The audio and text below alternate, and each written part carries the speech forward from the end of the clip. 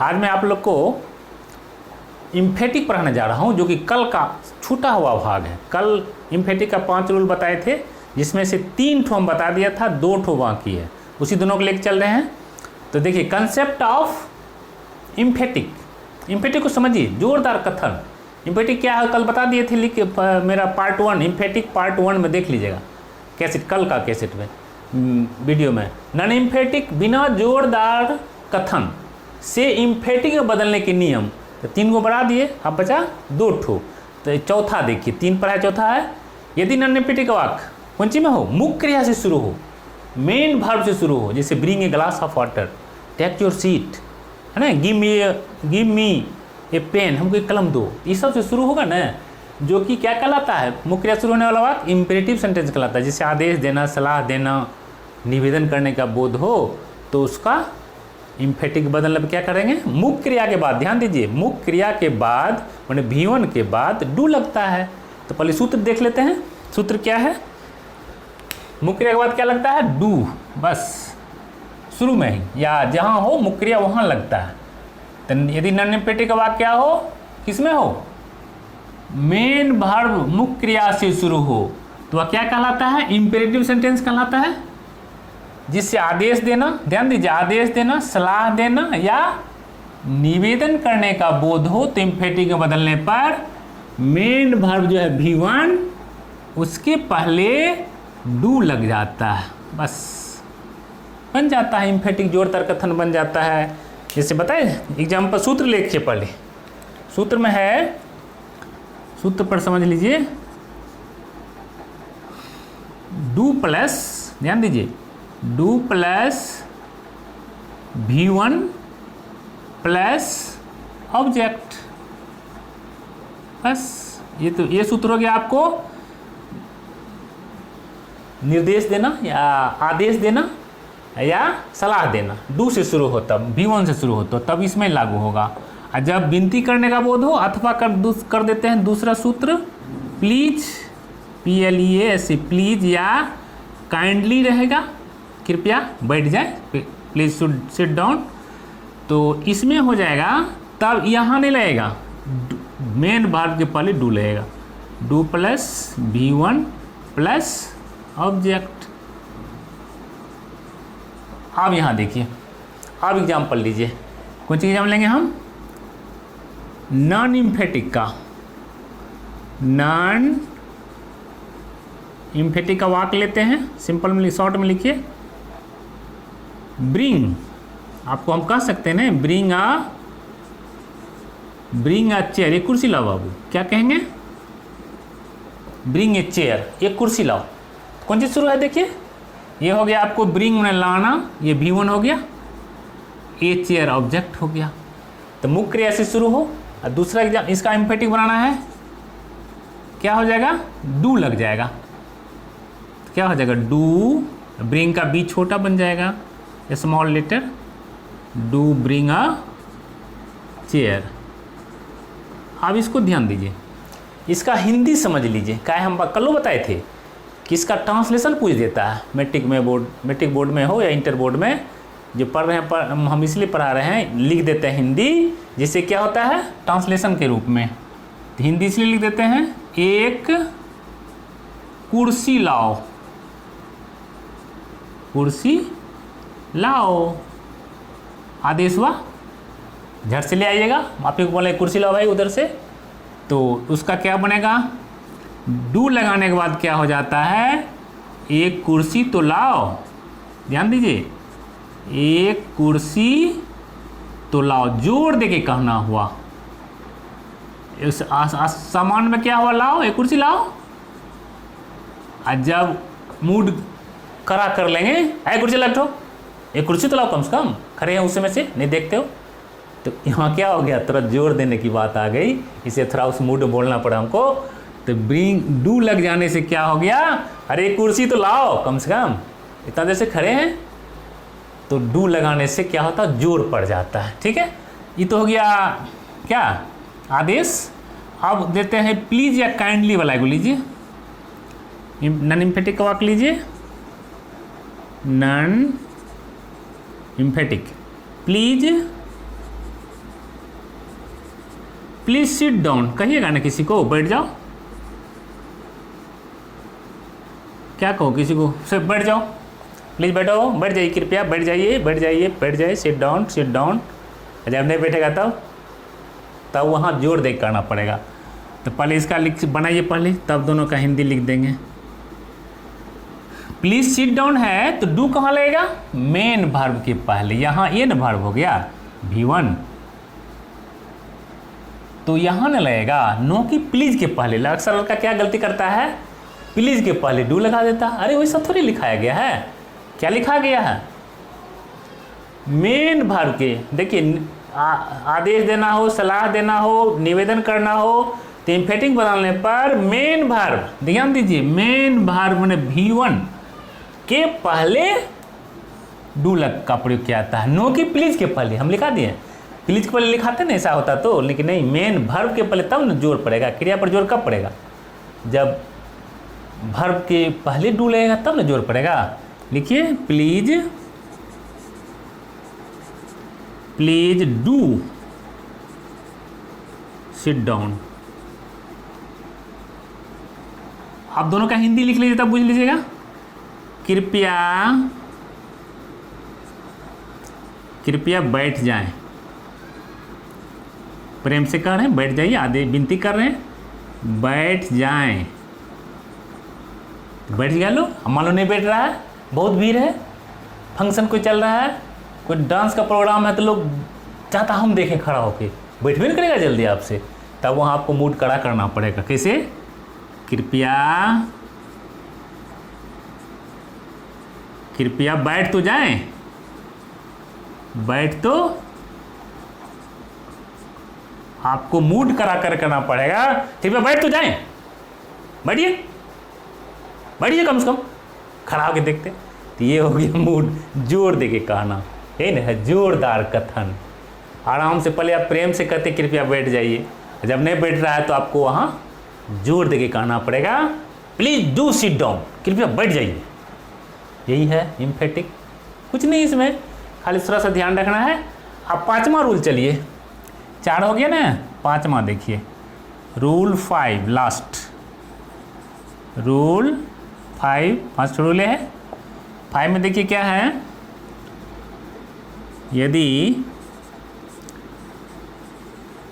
Non emphatic का वाक, non emphatic का वाक्य, नॉन एम्फेटिक के वाक्यों में, नॉन एम्फेटिक के वाक्यों में हैज, हैव या हैड, हैड का प्रयोग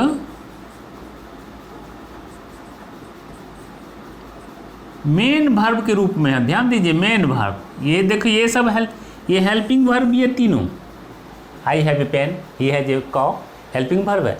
लेकिन हेल्पिंग वर्ब कब होता है, I have written a letter, he has gone to Patna, वहाँ हो जाता है हेल्पिंग वर्ब टेंस में। यहाँ आई हैव ए पेन, यहाँ मेन वर्ब हो जाएगा हैव। आई हैड का प्रयोग मेन वर्ब के रूप में हो तो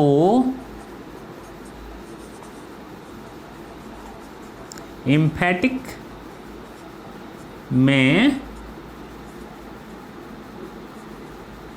लास्ट नियम है, ध्यान दीजिए, एम्फेटिक में बदलने पर क्या करेंगे जानते हैं, एम्फेटिक में बदलने पर हैज को डज हैव में, डज हैव में, ठीक है।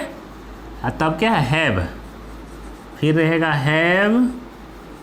हैव को डू हैव में, और क्या हैड, हैड को डीड हैव में, डीड हैव में बदल दिया जाता है।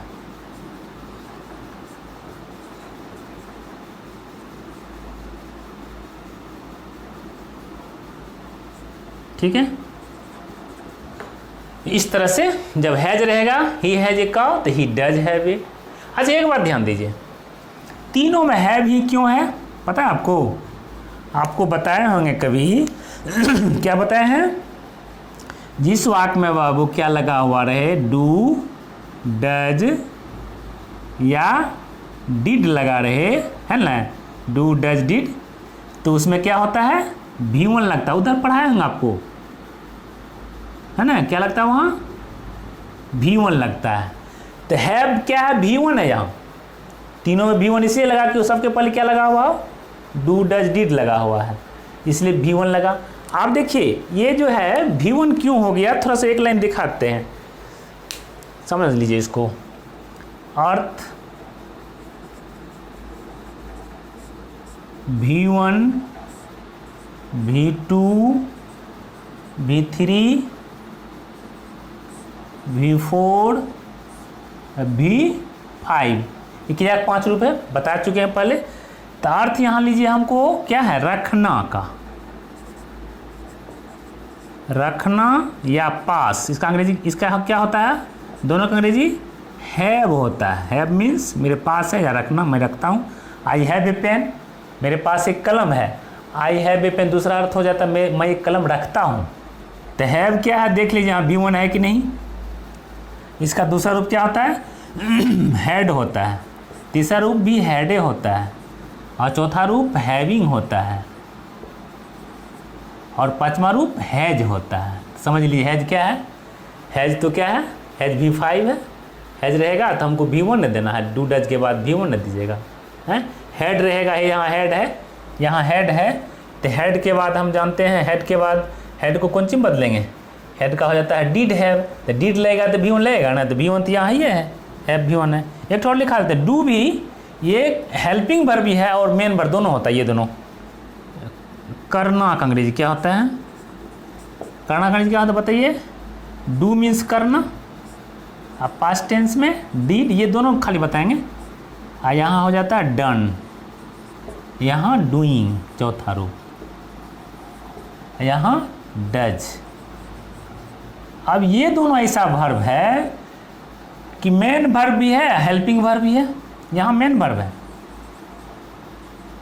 मेन वर्ब भी है और हेल्पिंग वर्ब भी है, हेल्पिंग वर्ब भी है। तो यहाँ क्या है? मेन वर्ब है, समझ लीजिए इसको। नहीं कहा था ठामगुण काजर ठामगुण कारिक। आप मान लीजिए हैव हम लगा देंगे यहाँ आई के साथ, जस्ट आई के साथ हैव लगा देंगे, और उसके बाद ऑब्जेक्ट रहेगा आई हैव ए पेन या मार्कर। तो यहाँ मेन वर्ब हो गया, अब पेन हो गया ऑब्जेक्ट नाउन, और उसी को जब लगा देंगे I have eaten a mango, वहाँ हो जाएगा आपको हेल्पिंग वर्ब, और यहाँ है मेन वर्ब। चलिए तो समझ लीजिए, कुछ नहीं इसमें एक सूत्र ले लीजिए आप। इसका सूत्र क्या हो जाएगा? सब्जेक्ट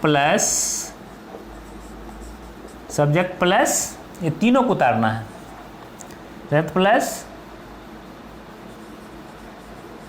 डज हैव, नहीं तो ऐसे करते हैं, एक ही साथ लिख देते हैं, डज डू या डिड, अब प्लस हैव कर देते हैं, प्लस नाउन हो गया। Does have, do have, did have, तीनों में लग जाएगा। एग्जाम्पल ले लीजिए 3 तरह का।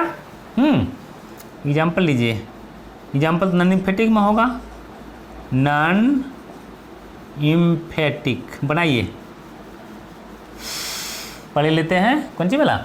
हैज न है, लिखिए ही हैज ए कॉ, उसके पास एक गाय है, ठीक है,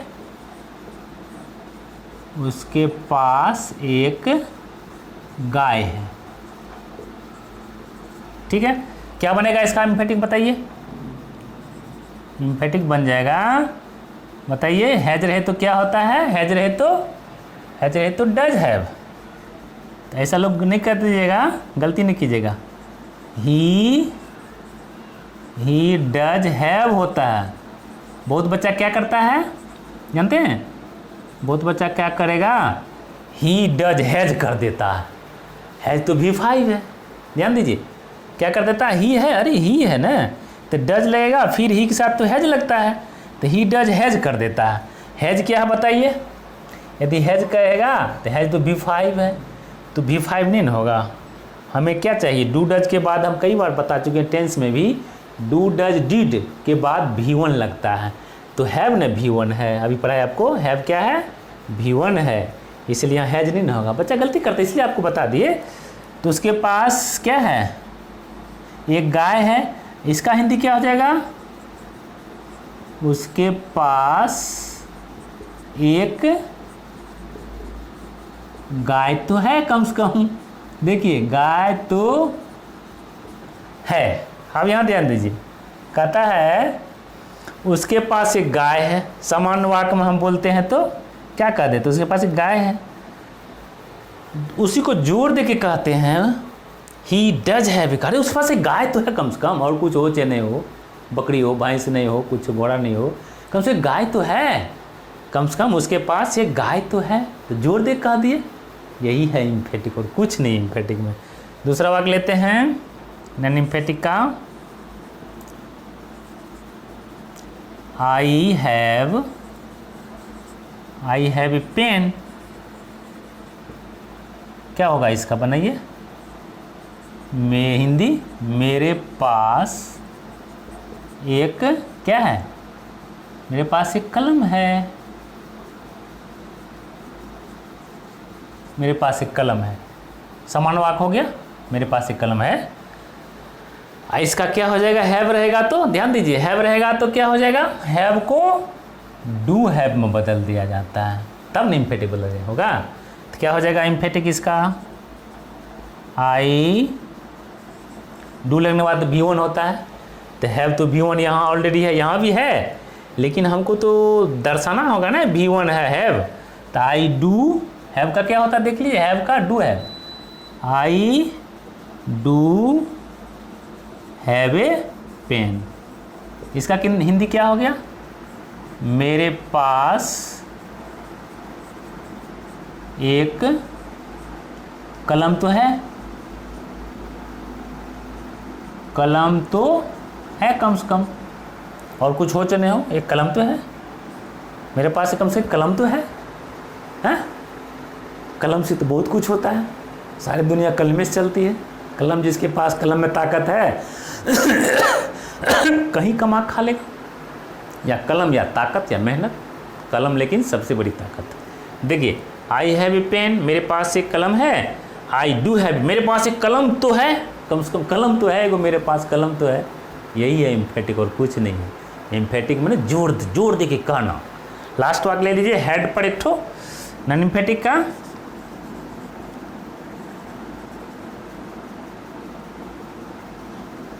शी हैड एन एप्पल। क्या माना हो गया इसका? उसके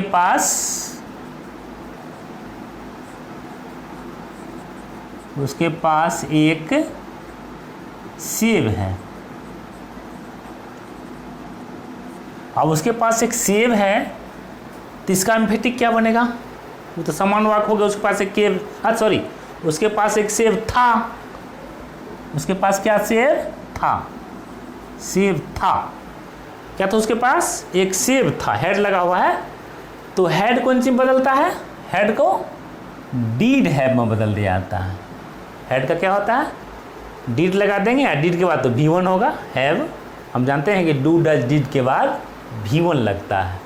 तो पहले तो हम बनाएंगे इसका इम्फेटिक बनाइए।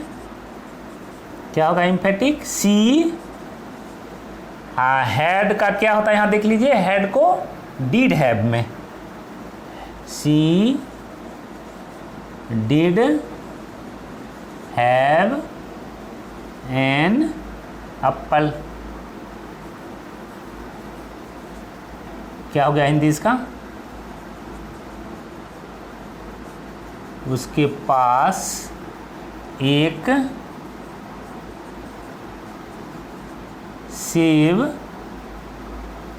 सेब तो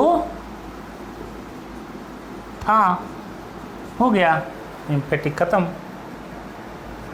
ये 5 नियम था एम्फेटिक का, आप लोग इसको स्क्रीनशॉट कर लीजिए और इसको समझ लीजिए, कुछ नहीं है, जोरदार कथन है तो जोरदार हम कह दिए, है ना।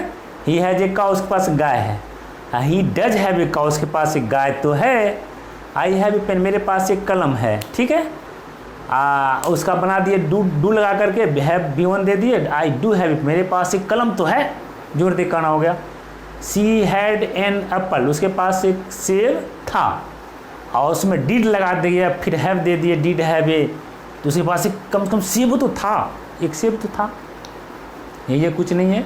यदि आपको मेरी क्लास अच्छा लगे तो आप ज़रूर सब्सक्राइब करें मेरे चैनल को, जिससे अगला घंटे आपको इस तरह से पूरा ग्रामर हम पढ़ाएंगे धीरे धीरे। अब धीरे धीरे खाइए, मज़ा लीजिए, सब्सक्राइब कीजिए, दोस्तों को शेयर कीजिए, लाइक कीजिए। Thank you.